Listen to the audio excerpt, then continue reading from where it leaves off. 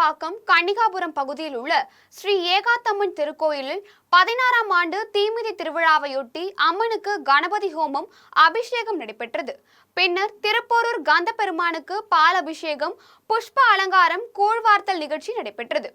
இதனையடுத்து காப்பு கட்டி விரதம் இருந்த 285 பக்தர்கள் புனித நீராடி ஆலய வளாகத்தில் அமைக்கப்பட்டிருந்த தீக்குண்டலத்தில் இறங்கி தங்களது நேர்த்திக் கடனை செலுத்தினர்.